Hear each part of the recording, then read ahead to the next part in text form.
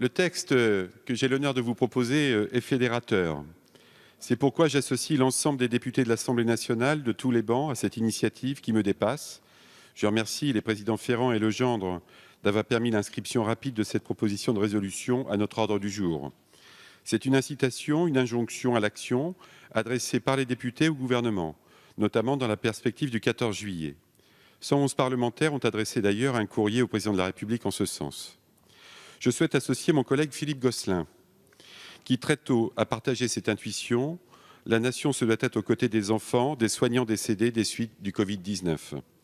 Nous ne connaissons pas précisément le nombre de familles concernées par cette proposition, mais le fait d'avoir été confronté dans ma circonscription, à Châteauroux, au décès d'une aide-soignante des suites du Covid-19, laissant une famille de 4 enfants, m'a poussé à l'action. Elle était de plus veuve. Cette situation m'a posé un problème de conscience qui est devenu politique et qui explique ma présence devant vous aujourd'hui. Si ces femmes et ces hommes méritent une meilleure prise en compte de leur quotidien, c'est tout l'objectif des travaux de Ségur, ils méritent aussi une reconnaissance symbolique de leur action et leurs enfants méritent d'être pris en charge par la mère patrie. Ces applaudis du 20h sont aussi souvent des parents. Leur esprit de service et d'engagement pour sauver des vies tout au long de cette pandémie est d'autant plus remarquable qu'il se fait au prix de leur famille. Ces sentinelles sanitaires sont exposés à la contagion qui n'épargne personne, pas même celles et ceux qui soignent. Rien ne doit nous faire oublier que ces soignants morts au combat sanitaire et rien ne doit nous faire oublier celles et ceux qui restent. Il ne faut pas rajouter à la douleur du deuil le silence du droit. Dans cette guerre, aucun soldat n'est inconnu. C'est pourquoi nous proposons de créer un statut de reconnaissance nationale ou d'étendre le dispositif de pupille de la nation aux enfants des professionnels de la chaîne de soins décédés des suites du Covid-19. Ce dispositif, rédigé dans des circonstances tragiques de la Première Guerre mondiale, permet de protéger les victimes collatérales que sont les orphelins de guerre. Ce dispositif a été étendu à plusieurs reprises pour répondre à des circonstances tout aussi dramatiques.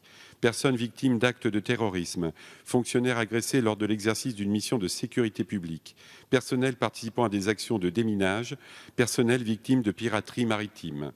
Les attentats de 2015 et 2016 qui ont frappé la France ont entraîné aussi une augmentation d'enfants adoptés par la nation.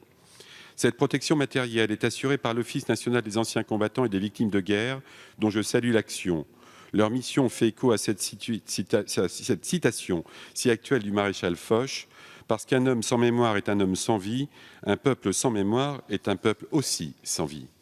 Les enfants adoptés par la nation bénéficient jusqu'à l'âge de 21 ans du soutien matériel et moral de l'État pour leur éducation. Les subventions d'État complémentaires au dispositif de droit commun permettent aux enfants de grandir et de s'épanouir à l'école, mais aussi sur leur temps libre et de vacances. Cela se traduit également plus tard par des aides lors du début de vie professionnelle et également des aides à caractère fiscal. Grandir sans père ou sans mère est une épreuve. C'est pourquoi la reconnaissance de la nation se justifie. Nous devons protéger les enfants de celles et ceux qui se sont donnés aux malades. Cette proposition de résolution ne doit pas rester un vœu pieux, mais s'accompagner dans les faits par des changements pour les familles endeuillées. Je ne doute pas que le gouvernement, que le ministre de la Santé, que le ministre des Armées ou que le Premier ministre sauront faire aboutir cette proposition. La nation aujourd'hui a besoin de nos voix pour s'élever face à cette épreuve. Saint-Exupéry écrivait dans les Citadelles « Pour ce qui est de l'avenir, il ne s'agit pas de le prévoir, mais de le rendre possible ». C'est l'ambition que nous devons collectivement porter pour ces enfants. C'est ce à quoi je vous invite et vous demande pour eux. C'est ce que l'histoire nous impose.